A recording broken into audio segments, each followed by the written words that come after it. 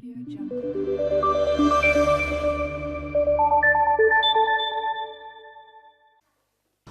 аудитын газар Дархан Уулын аймгийн төрийн аудитын газартай хамтран зохион байгуулж буй төрийн аудитын байгууллагын хангаан бүсийн сургалт манай аймагт 2017 оны 9-р сарын 27-наас эхэлсэн.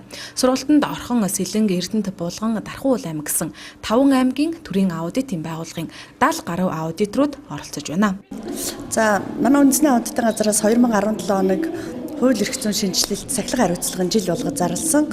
За, энэний хүрээндээ 2018-аас 2022 он хүртэлх үндэсний аудитын газрын стратеги төлөвлөгөө, за сургалтын хөтөлбөрийн дагуу өнөөдрийн энэхүү сургалтыг одоо хангаан бүсийн 5 аймгийн дунд зохион байгуулж явуулж байна. За, энэ сургалтаар манай аудиторууд одоо шинээр гарч хэрэгжиж эхлэх хууль эрх зүй, за өөрсдийнхөө одоо онлайн болон практикийн мэдлэг чадварыг дэвшлүүлэх энэ чиглэлийн сургалтуудыг хийгээд, за үүний үр дүнд бол бид 2017 оны санхүүгийн тайлангийн аудит болон гүйцэтгэл нийслэлийн аудитын хийгдэх ажлуудыг одоо бүрэн хуулийн хүрээнд төгс баталгаажуулах юм одоо мэдлэг чадвараа дээшлүүлсэн, ур чадвараа нэмэгдүүлсэн ийм сургалт болж байна.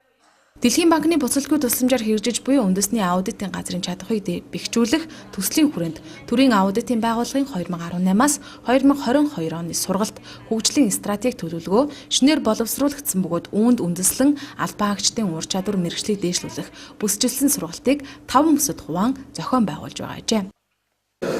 Төрийн аудитын байгууллагын хангаан бүсийн ажилтнуудын сургалт семинар Дархан Уул аймагт 3 өдөр одоо амжилттай явж дундаа ороод явж байна.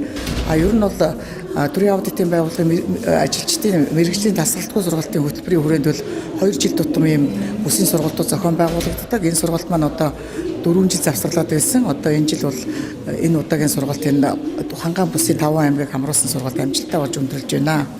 За, энэ удаагийн сургалтын онцлог нь бол шинжилэн батлагдсан зөрчлийн тухай захиргааны эрхийн тухай хууль болон одоо аудитын гарын авлага журам шинжилэгдэн батлагдсан ийм журам гарын авлагуудыг одоо нийт ажилтнуудтай хамруулан зааж байгаа ийм онцлог.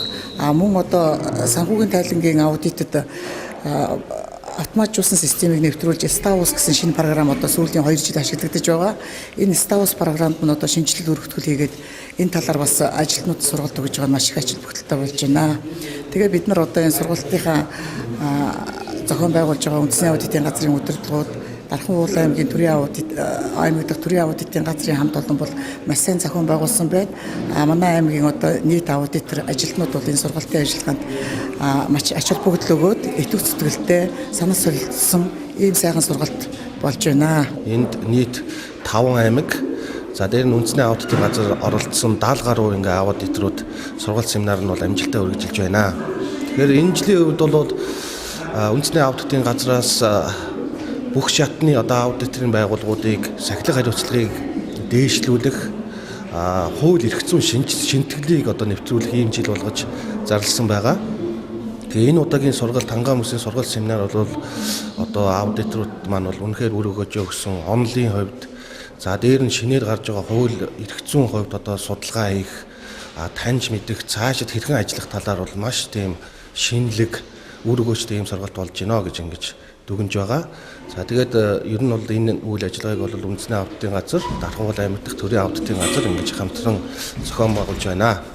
За ер нь бол хариуцлагын хувьд бол төсвийн хөрөнгийн сахилгыг одоо дээшлүүлэх, хяналтыг хүчтэй болгох, хуульд нийцүүлж ажиллах нь бол одоо манай аудиторын байгууллагуудын гол зорилт болж ингэж тавигдж байгаа. Энэ ч утгаараа одоо программын хувьд, шинжилгээний хувьд, бодлогын хувьд бол одоо үнэхээр үр өгөөж өгж байгаа ийм шинэлэг ажлууд явагдаж байна гэж ойлгож байгаа. Төрийн аудитын байгууллагын 2017 оны сургалтын чиглэл ерөнхий төлөвлөгөө батлагдсны дагуу төв, зүүн, баруун бүсийн сургалтууд шат дараатаагаар зохион байгуулагдаж байна.